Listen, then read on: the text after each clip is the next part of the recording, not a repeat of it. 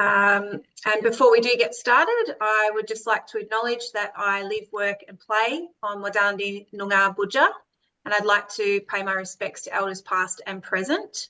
I extend that deep respect to all Aboriginal and Torres Strait Islanders on the call today and acknowledge their connection to land, sea and sky. Please feel free to acknowledge what country you are calling in from in the chat function today.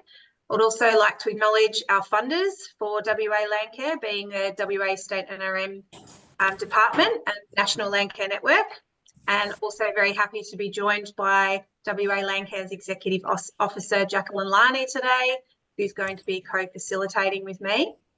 I'd like to introduce our three guest speakers who will chat and present for about 10 minutes each, leaving lots of time for questions at the end. Hey, Keith, how are you? First up, we're going to hear from Paula Deegan, who has over 4 decades of experience working in various land and water conservation roles, both government and the not-for-profit sector. Since 2012, she's been working on supporting First Nations people right around Australia to develop and implement healthy country plans, and she thinks she might just now be getting the hang of it. We're also lucky to be joined by Dr. Carol Dowling, a proud Badamia woman who has worked for over 32 years as a lecturer in Aboriginal studies at Curtin University. Amongst many academic accolades, which I can't go into too much now, and multiple awards, Carol wrote a healthy country plan with Badamia Bandi Barna Aboriginal Corporation Committee that led to a $15.2 million joint management agreement with the WA government. Outstanding achievement there. We're also very happy to be joined with Daryl Kickett, a proud Wilman Noongar man with an impressive career working in many government and community organisations, supporting the development of policy and structure for delivery of health and other community services designed by and for Aboriginal people. Daryl received the NAIDOC Person of the Year in 2013, and he'll be sharing his experience and wisdom developing the Wilman Dryandra Healthy Country Plan, which included the participation of around 60 Wilman people. A very esteemed presenter list today, I'm sure you'll all agree. I'm going to hand it over to Paula. Thank you so much for joining us today. Thanks, Casey. I'd like to acknowledge that I'm on Menang and work on Menang and Goreng country, and would also like to acknowledge both their elders and the elders from all of those countries that I've been lucky enough to work on, and thank them for their generosity in allowing me to work alongside them, including Badamia and our Wilman Noongar country. This is going to be a pretty quick overview of healthy country planning because our introduction to healthy country planning is usually run on a 6-day workshop. So I've condensed that into 10 minutes. I'd also like to say there are probably different approaches to planning for healthy country, and that what I am going to talk about is by no means the only way to do this, but it's the way I know, and it's a way that's used pretty widely around Australia now. Brief history, the Conservation Action Planning tool, it's actually an adaptive management framework, and it was introduced to a number of Australian conservation NGOs in around 2002 by the Nature Conservancy. Am I sharing my screen at the moment, Casey? No. Not yet, Paula. Oh, that's a shame. Sorry. We knew it was coming. We knew it was coming. I was waiting for a pause. Yeah, I'm just going to have to go back then and make sure that I turn that. No, that's not right. We just rehearsed this, and already it's not happening. Okay, that's all right. If you just at the screen that you want and you take your mouse down to the bottom bar. Now. Got it? Yep. Great. Thanks, Paula. Okay, so Conservation Action Planning tool. It's an adaptive management. Still not showing. Has it started yet? Oh, it has on my screen, but have you shared it? Yep. You went down to the bottom and then you go to the screen you're looking at and click on. Yeah. Otherwise it won't select. Yeah, I did that. Okay, sorry about this. Start again. And then share up the top once you've selected it.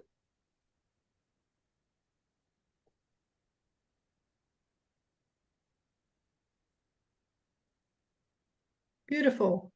Thank you. Good. Forgotten what I was saying now.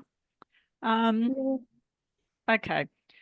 Conservation action planning tool, or adaptive management framework, introduced in about 2002 to various groups in Australia, and I started using it while working with Gondwana Link. That's all Keith Bradby's fault. I describe CAP as a kind of simple but rigorous planning tool with an emphasis on knowing, you know, focusing on a key group of priorities and knowing what success looks like. CAP since then, I'm going to refer to it as CAP, has become part of what's known as conservation standards, and you can find out more about that online if you're interested.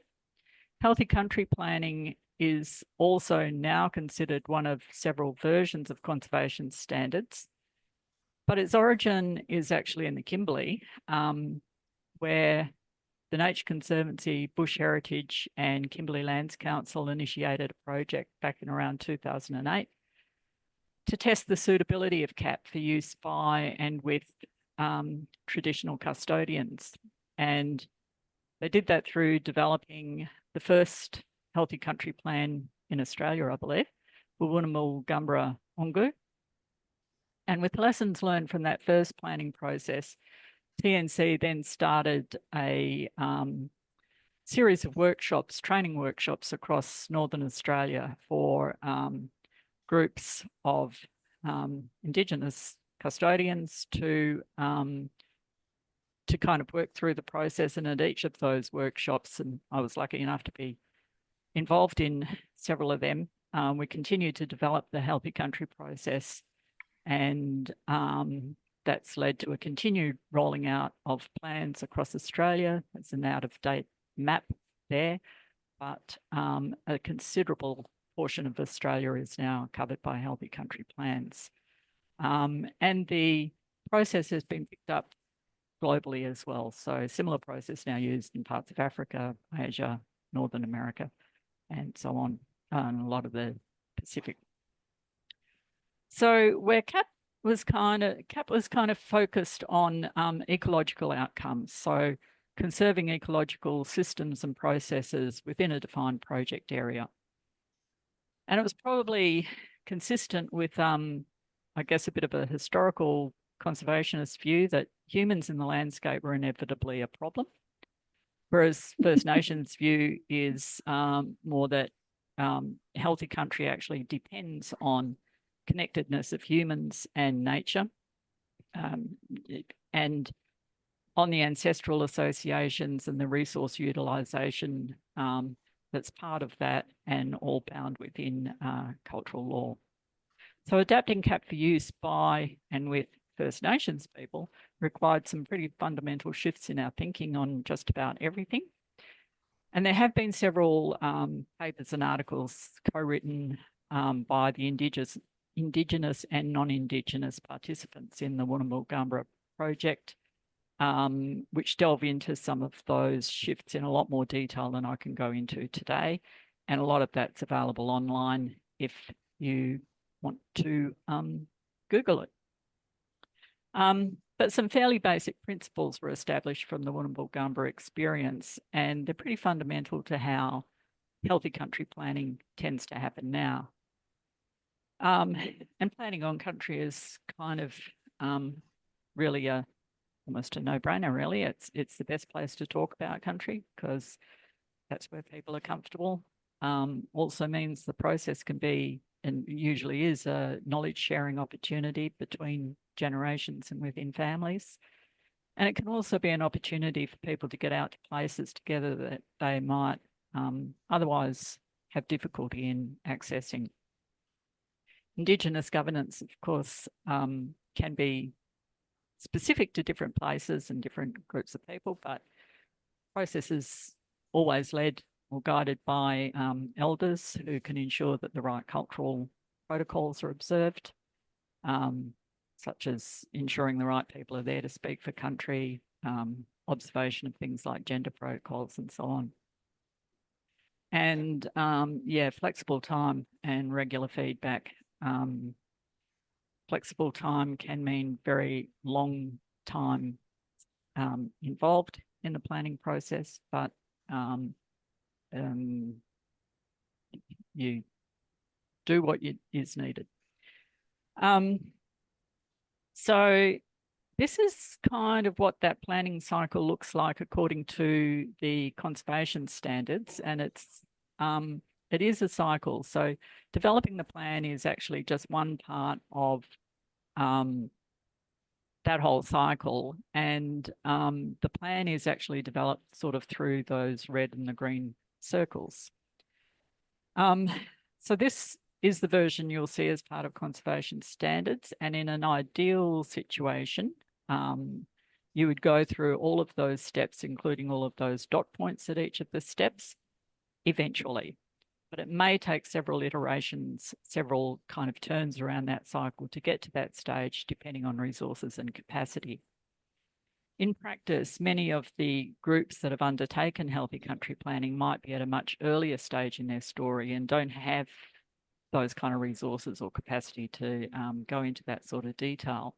So we might only go as far as getting to, the end of that green circle, coming up with some agreed strategies for people that people have agreed on.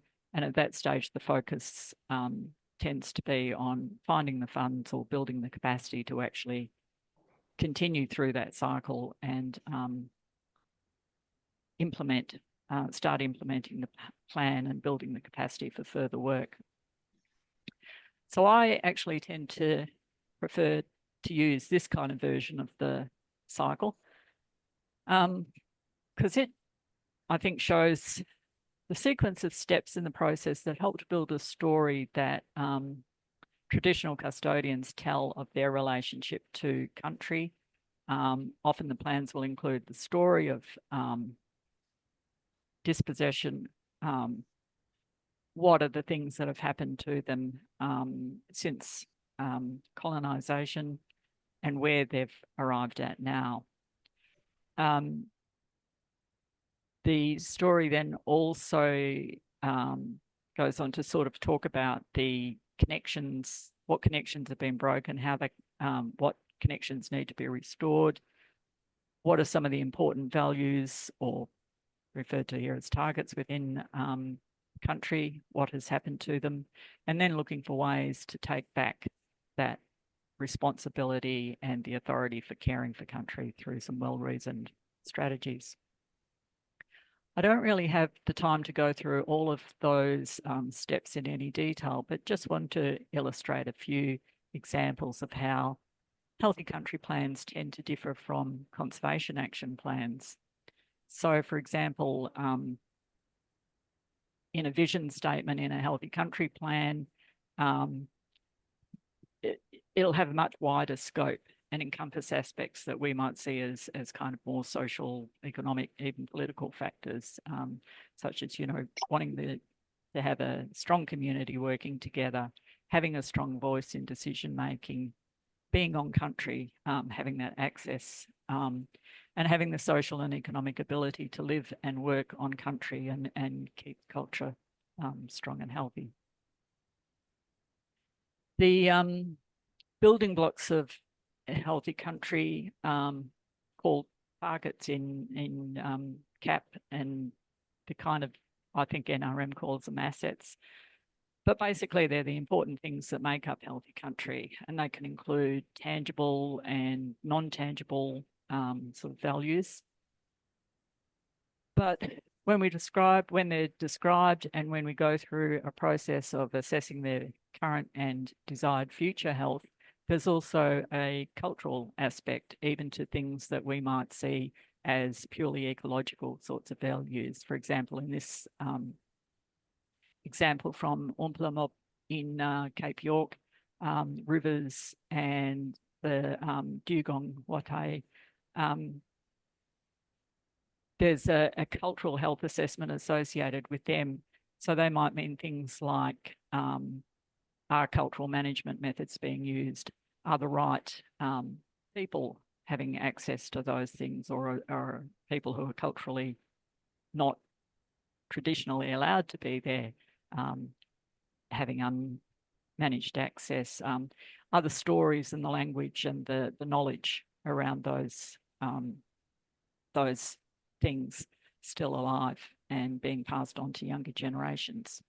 So then in assessing the health of each of those things, we look at both those cultural attributes, but also the more sort of ecological type attributes like the size or population and landscape context.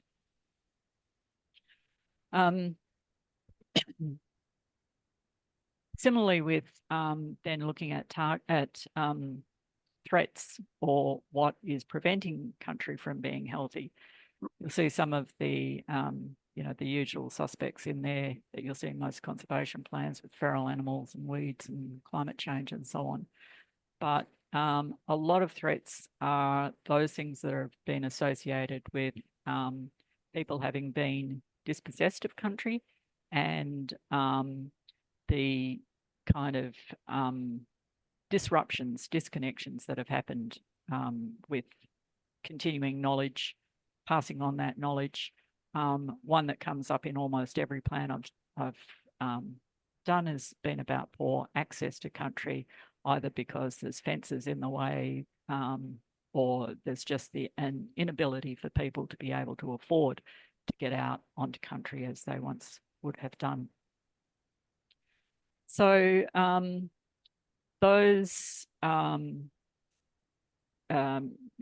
assessments are used then to set up goals and strategies, and basically the goals become turning all of those boxes in the previous tables to green, and strategies are developed through conversations out on country, looking at the places affected by them. I think I'm out of time. So finally, I just wanted to list a couple of the reasons that people have wanted or needed to go down the path of preparing healthy country plans. And also to point out, Carol and I and Daryl had a conversation yesterday, and Carol pointed out the top 4 of those reasons are all very much part of the sort of the mainstream political context that traditional custodians find themselves within. But those 2 kind of reasons, perhaps at the bottom, are perhaps a more immediate and important reason for a lot of groups to have gone down this path.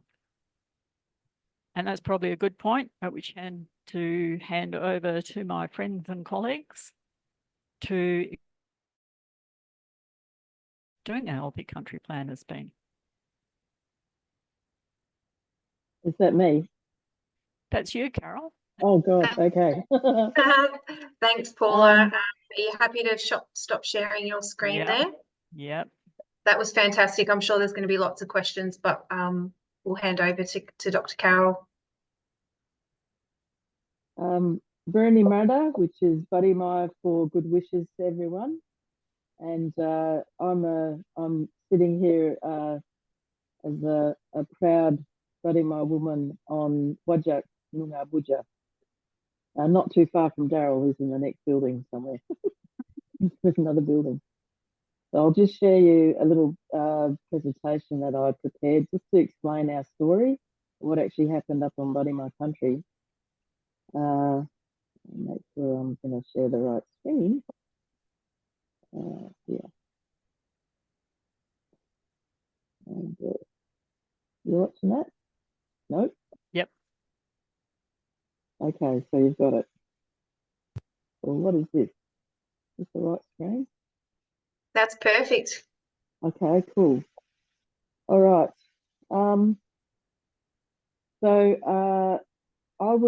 I'm the inaugural chair of the very first chair of the Buddy Maya Bandibana Aboriginal Corporation, and that was started after a very long period of time after events that happened on Buddy My Country. This is where Buddy My Country is. It's if you head up to the Great Northern Highway from Weaven up through Dalwallinu and head up towards Mount Magnet, that run up there is Buddy My Country, and it's a semi-arid place. It's about 6 hours. Mount Magnet's about 6 hours from Perth. So I've travelled up on country there, and my ancestry is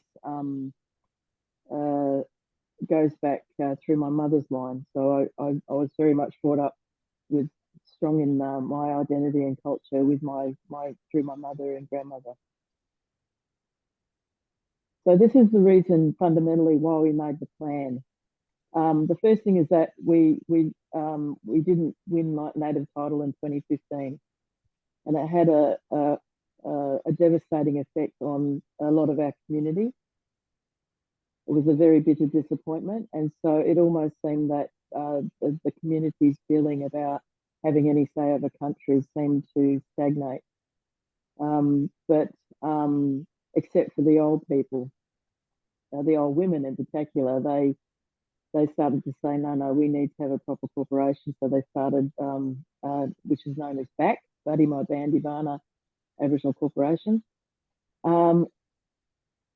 We didn't give up on our identity as Buddy My people, and we wanted to use the plan to help us identify ways in which we maintain and increase our presence on Bana meaning sacred country. And we wanted to set up our own priorities to gain support to implement the actions we needed for us to achieve our vision for what do we wanted to see happen with country. So it was really very much a statement of self-determination and sovereignty. You know, we realised that native title wasn't going to be the be-all and end-all for how we talk about country. And although it has worked maybe for other areas, we have a very rich scepticism of the native title process amongst our people. So all Buddy My people, basically, fundamentally, we realised that all Buddy My people wanted to see that our culture and country is being looked after for future generations. So we needed our country to be strong so that culture learning can be used for healing, because we've got a lot of rapid colonisation that happened, you know, around about what non-Indigenous people came into our country around about the 1870s. And by the time they did come up into our country, they perfected their colonial processes from what they did in the Swan River colony. So Buddy My people needed to be strong so that we can actually become strong in ourselves and in our culture. So that's fundamentally it. But really, how did the Healthy Country Plan came about? We've always cared for Buddy My country. Buddy My people recognise that. And that our corporation was a representative body that was focused on Buddy My country, so conservation per se, but also on our families. So we didn't separate the two. We were able to actually approach and work through a grant process with the Gundawa Regional Conservation Foundation, who generously provided us funding to make this Healthy Country Plan possible, but also a strategic plan as well, so that we were on the radar as far as public service are concerned. You know, they're very nervous creatures. But the Healthy Country Plan basically states what is really important to Buddy My people, and elders' voices are very prominent and they're very invaluable in that plan. They were intrinsically involved. So long after, the point is that long after these elders have gone, their words will actually live on, and what we want to do in that plan. And we can actually keep on building on that and make it even stronger. So that's the reason why it was such an imperative that the planning group was very top heavy with elders involved. And not just anyone, really strong elders that we knew. These are my elders. To the right is my great uncle George Latham, and my darling Nana, Molly Dowling Nee Latham. And those old people really influenced me in my life, and everything that I did. So they were very well respected and known up in my country, and they brought me up learning about country from the time I was a very small child. They may not look it there, but actually they're quite small. A lot of Buddy My people are actually short people, and but formidable. And we brought about an incredible. The Healthy Country Plan was funded and written up and ready to go before we even negotiated for a joint management agreement. So it created like a real sort of ripple effect where DBCA had the plan in front of them, and it created a massive, you know, they were so welcome to actually see some direction up in that country. The joint management agreement now incorporates an actual person employed within DBCA to make the Healthy Country Plan happen, as well as, you know, us mob in the corporation. So DBCA and BAC now work together to plan and direct the monitoring of 114,000 hectares of conservation reserves, and multiple registered sites are actually protected. So we're looking at 563 flora species, 162 fauna species, including many threatened priority species in our country.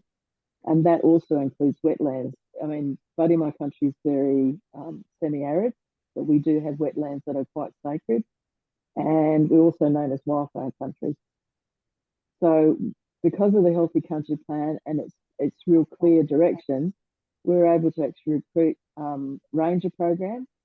We're able to do cultural mapping, and also have permanent staff within DBCA. The cultural mapping is invaluable, and we've included future generations of that. We've actually had a lot of our mob return to country because of the things that we've done to secure it was made up of 3 X stations and 7 reserves that are now under the direction of our mob. So we've had a direct impact on the region and for the future generations of Buddy My community. And this is our little working party. See, very elders heavy, and not many people. I think when we were doing the plan together, what was so wonderful about it is that we all were on the same page. We all understood where we were coming from. We didn't have to really articulate too much.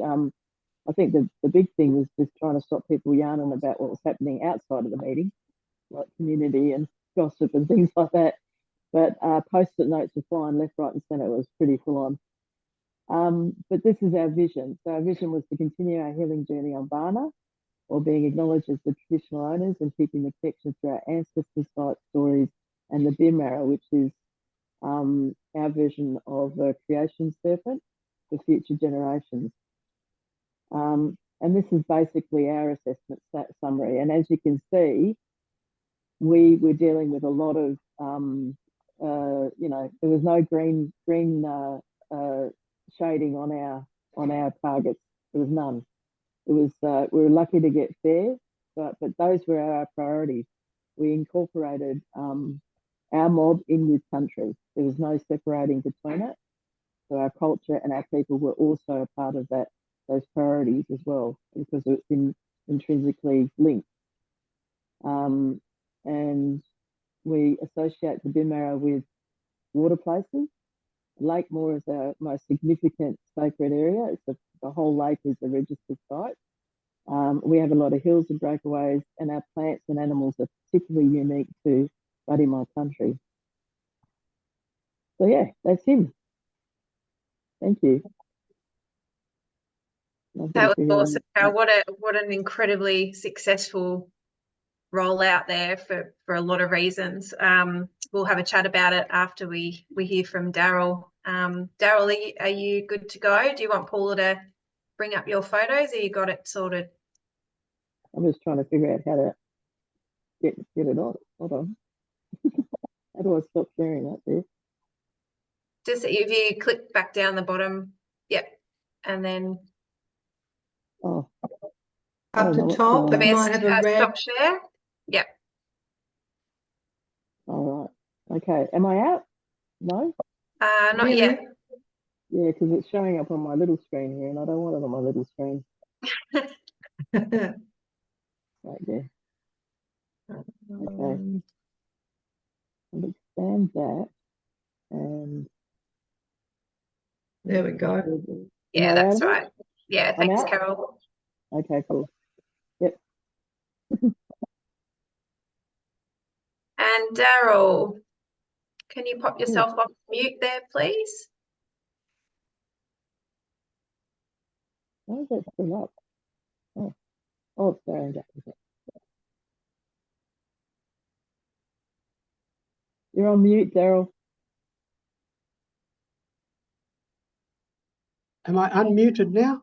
I have just unmuted you. Okay, good.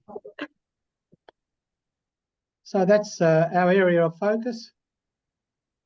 You can see those dark patches being the Dryandra woodlands, which is now the Dryandra National Park, sitting near Narrogin. That little place there called Caballing is where I grew up. But we also lived in tents during the 50s and 60s out around the Dryandra woodlands, hunting and working for farmers. And then we moved into Caballing to attend school.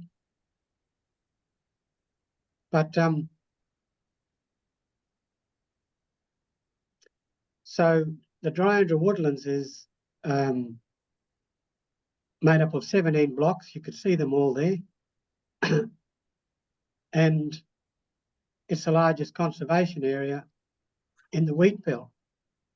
You can see all the dark patches on the side, which headed over towards Bannister and the Darling Range, where there's lots of bushland.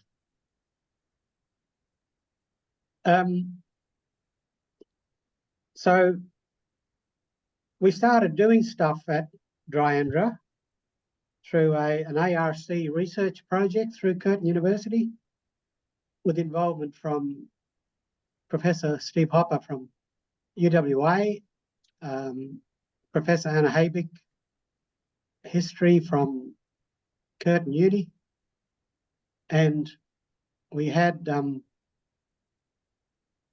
Dr. or Associate Professor Tiffany Shellham involved. We had Carol Dowling as a CI as well to start off with.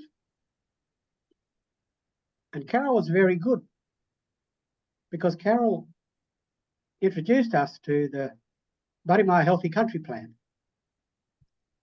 And lots of lights then started going on, you know, with our group. And we're coming from a background of, you know, people who have been made invisible. So the Wilman people tended to be made invisible. When you ask a farmer who the Aboriginal people are living here, they'll probably say, oh, there's been no Aboriginal people living here.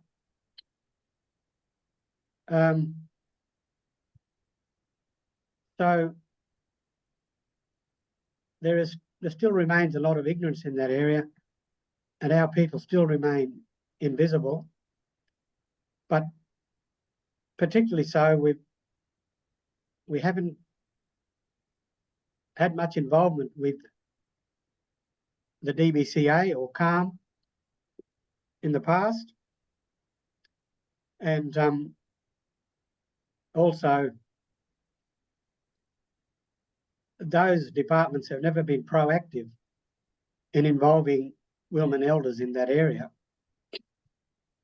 because, you know, our elders have really been powerless when you think about it, they've been pushed around, kicked off their land, and pushed onto all little town reserves at places like Narrogin and Pingelly and other towns in the area. So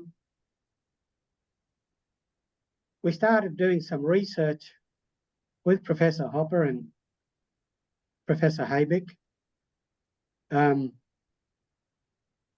And in 2020 we began, and we started to hear the stories, document the stories of elders and families in that area. And we used a methodology which came through, I think, Steve Hopper, called walk on country. So we walk on country with the people and do interviews, take photographs, and then do the stories. One of the interesting stories we did was my Auntie Joan Hill, knee kicket, and she grew up in the Dryandra woodlands. Granny Maud Humes, her mum, was born there in 1918. So the families have been there, and Granny Maud's grandparents have been there since before those towns were established. Anyway, so this research has found out a lot of things, and Hopper had been doing research on the species in Dryandra. So he's found a number of new species to add to the DBCA registry. And we focused on areas like rocky outcrops, which was undisturbed land, and it's where these new species were found.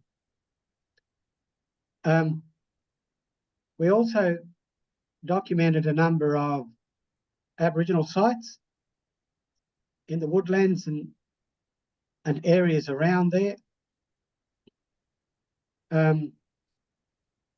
So the elders then began to realise that this was part of their cultural heritage. These sites, these species, their culture, their country. And so they needed to decide what to do with it. So the elders decided that they needed a new corporation set up to provide governance as we go forward for this cultural heritage as well, but also to support families and to keep culture strong.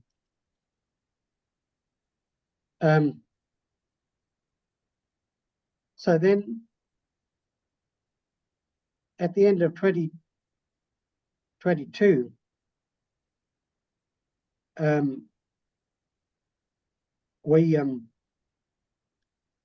we decided that after talking to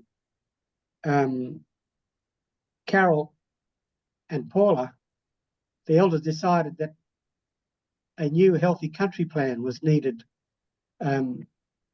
for the Wilman people around the Dryandra woodlands and nature reserves in that upper Great Southern area. To help specifically with regards to connection between culture, country and people. So those three factors, culture, country and peoples, are extremely important. As we know and we learnt when we're talking to Buddy My people too, culture, country and people, if the connections between those three things are broken, we know that people get sick, country gets sick. And so we did workshops, meetings with Paula on country, And one of the things we looked at was what stops our country being healthy. Things like losing elders and their knowledge, lack of funds and capacity, destruction of sites and artefacts, problems with the Heritage Act, and also the perennial problem with bureaucracy and conflicting interests. And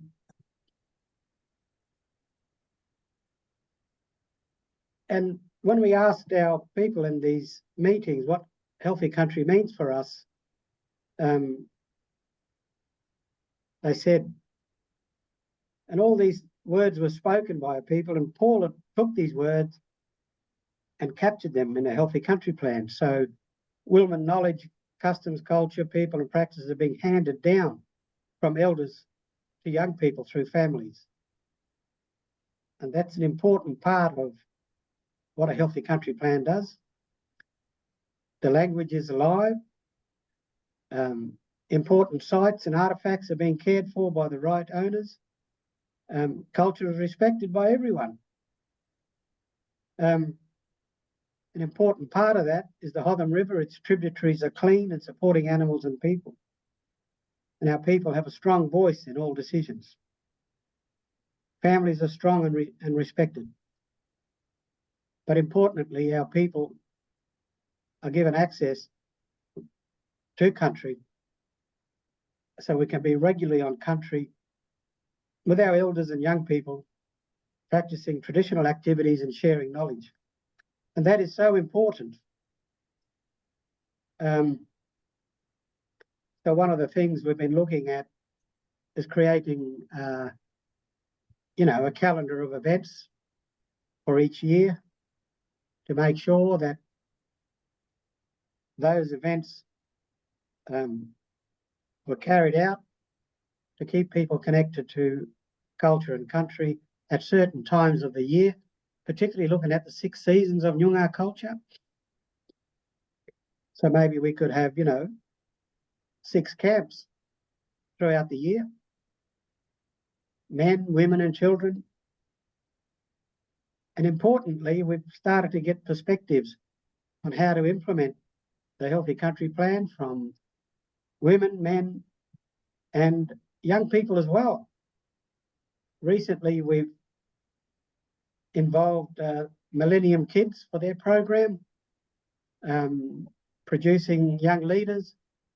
So on the 16th to 18th of August, we will meet with Millennium Kids on Dryandra. They'll take young people out, and it can be any age. The youngest ones they've been taken is about 8. So they go out and they walk on country, and they find out, the Millennium Kids staff mix with the young people out on country, and they leave the elders to another workshop, but they work with the kids to find out what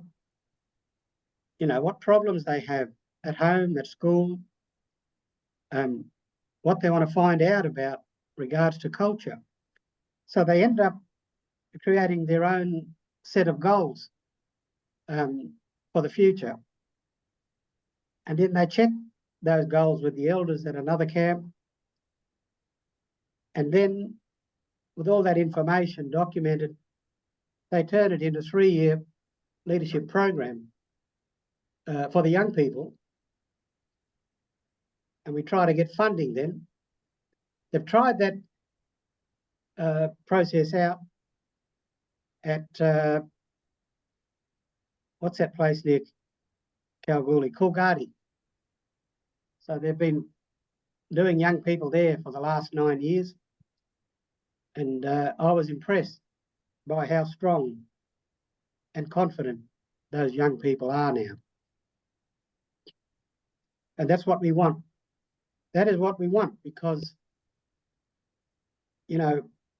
Narrogin has been and is still faced with the suicide problem with young people in the Narrogin area, like in many other areas. And we need something like that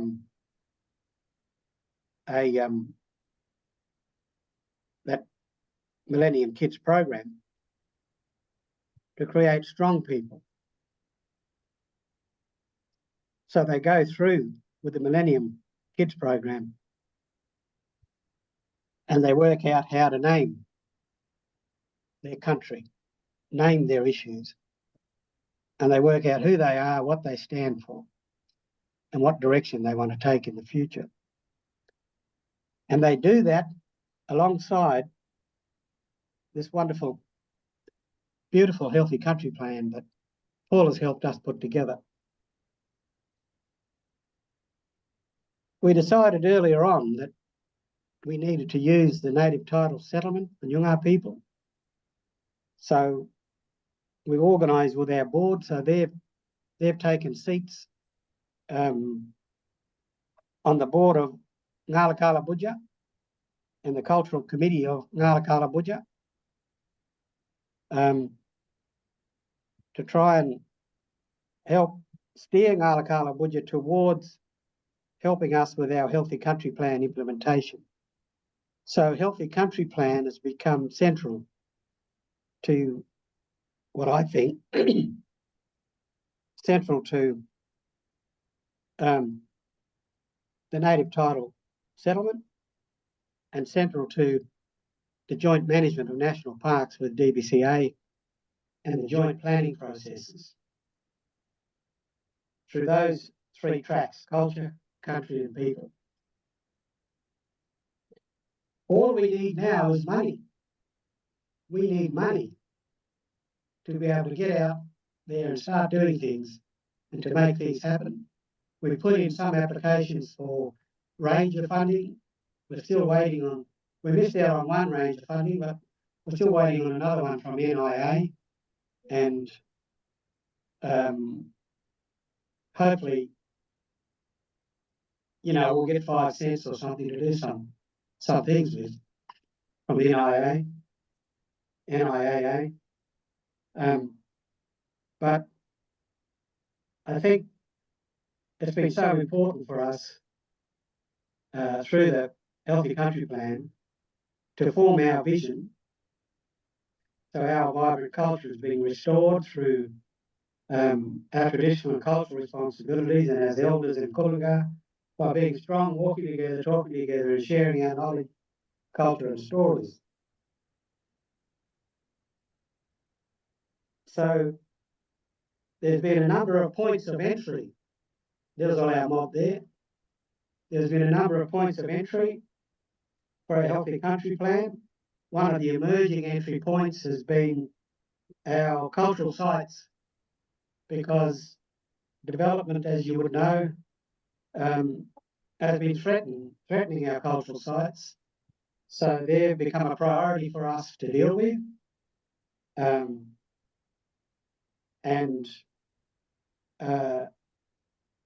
Language and kinship structures becoming a priority, so we need to start working with families so they can set up their own genealogy charts and start to bring people together to talk, to help each other and to understand.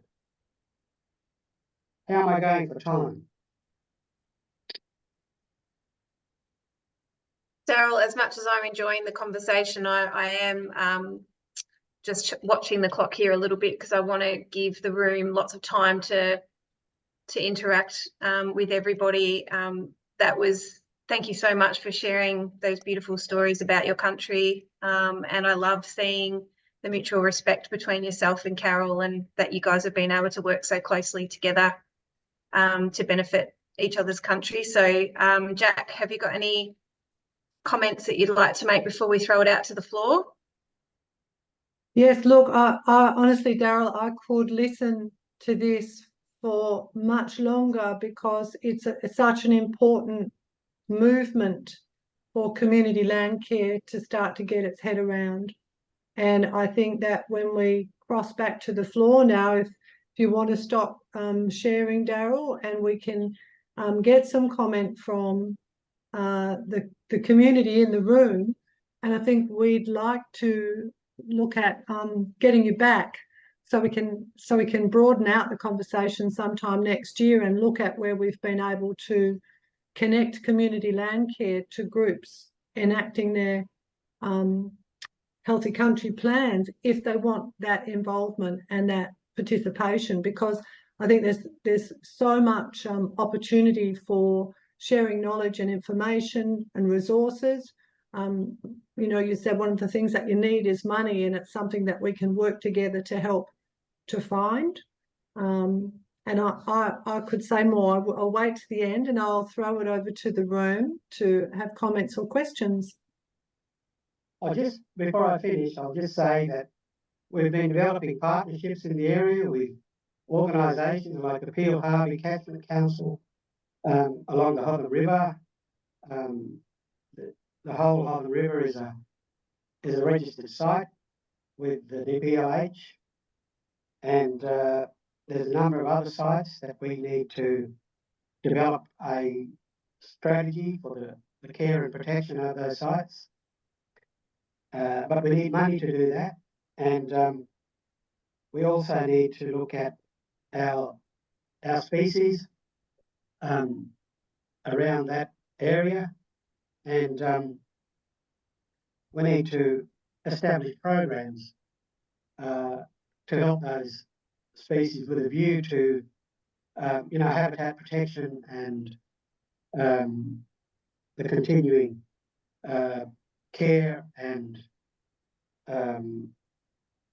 the continuing care and sustainability for biodiversity and for the continuity of our culture as well. So there are a number of partnerships we're developing, and it's also through the Healthy Country Plan.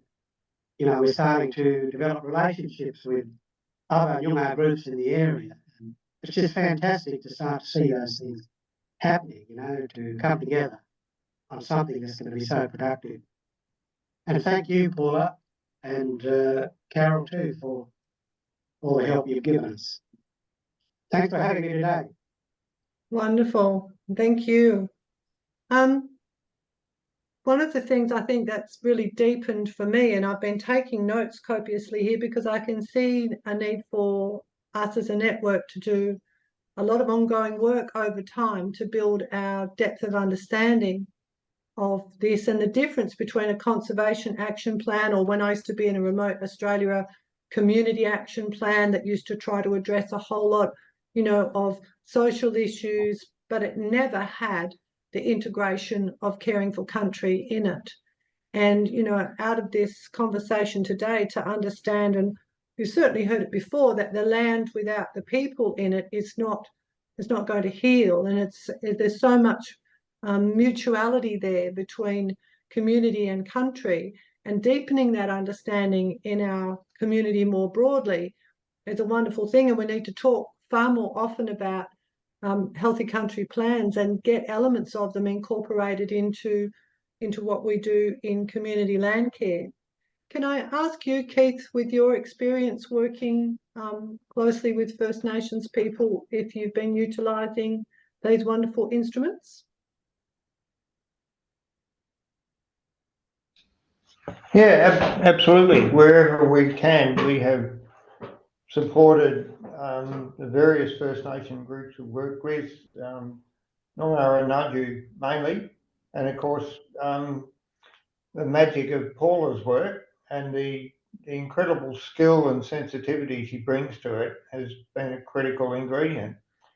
I'd also add that I think, you know, in our earlier years with Gonranalink, we helped a number of groups do the conservation action plans, and have encouraged groups to try and keep them alive and happening. It's and I'd like to see more of that. The fundamental message I'm hearing from Carol and Daryl is, you know, this is the voice of their people, and we're able to put that on the table with the agencies and others and say, this is what we want. And being able to do that, being able to do it in a cohesive way and at a strategic level is critically important.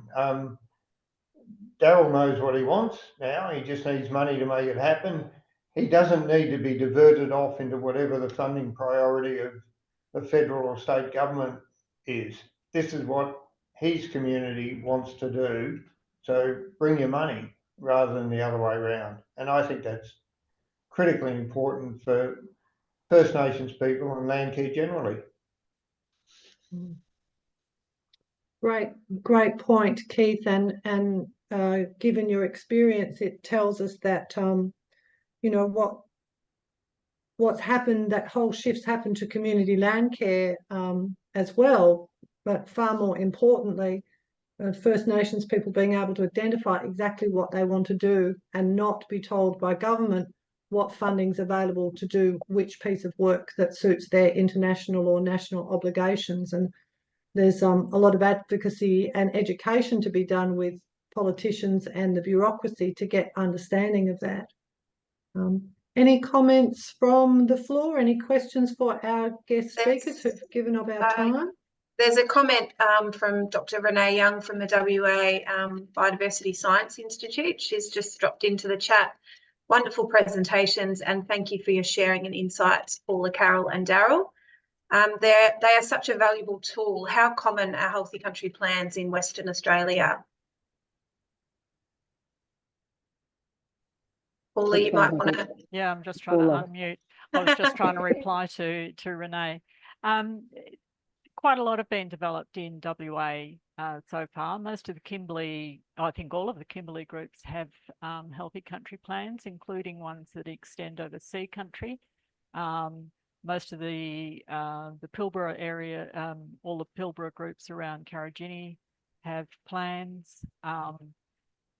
There are plans, Keith mentioned, Naju, Esperance, Dalarak. I think there's a few others in WA, which I can't remember at the moment. They're also pretty widely spread across parts of Northern Territory, Cape York, far North Queensland, South Australia's pretty well covered. There are a few in Tasmania and a couple in Victoria, and a couple in New South Wales as well.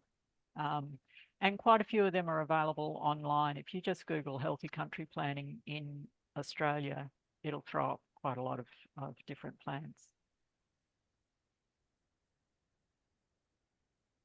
Thanks, Paula. Any other questions from the floor?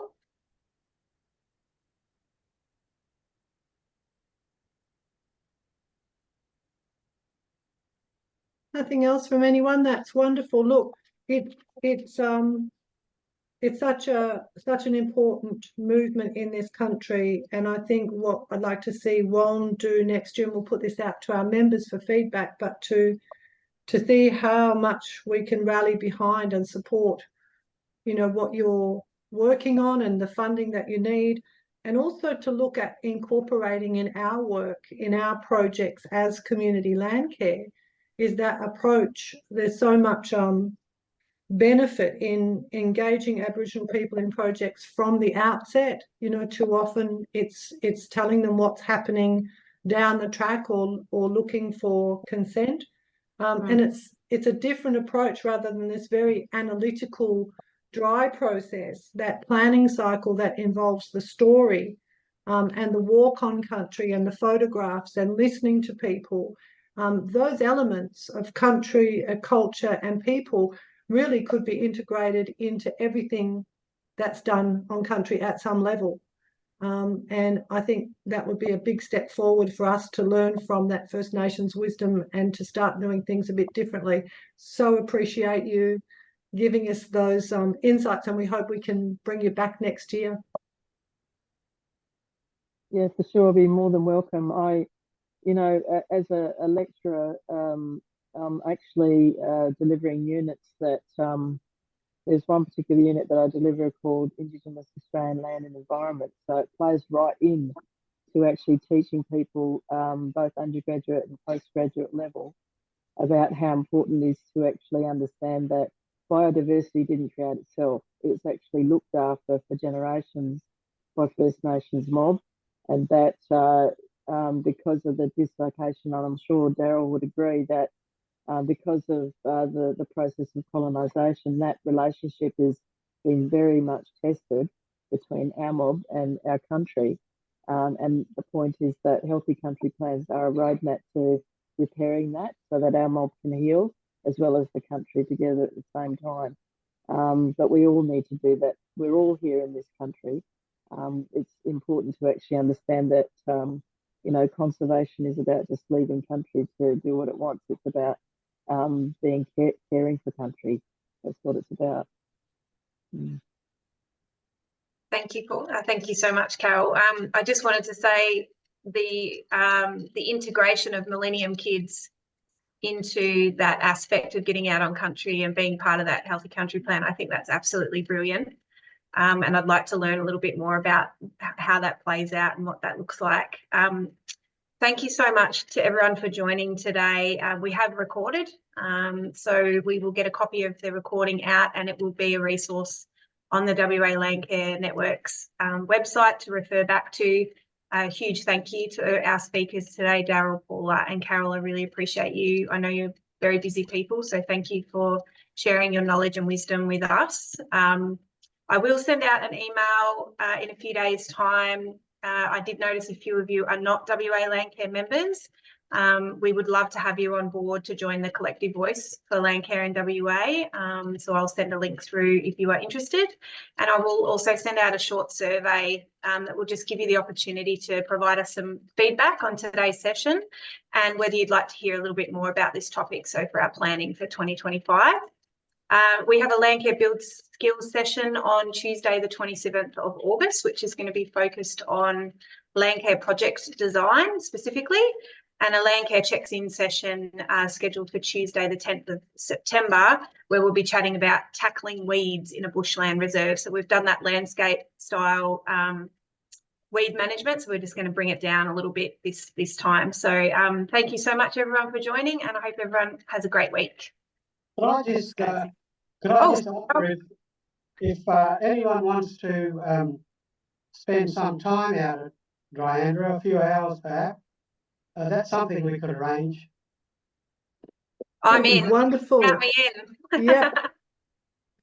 Fantastic. We'll get in touch, Daryl. Thank you. Okay. Right. I'll do the invite too, but we're 6 hours away. So. We're Thanks. organising a helicopter, Carol, that we can all share to get around this great big state. No worries. Thanks, everybody. Have a great week. Thank you so much. Bye-bye. Thank you.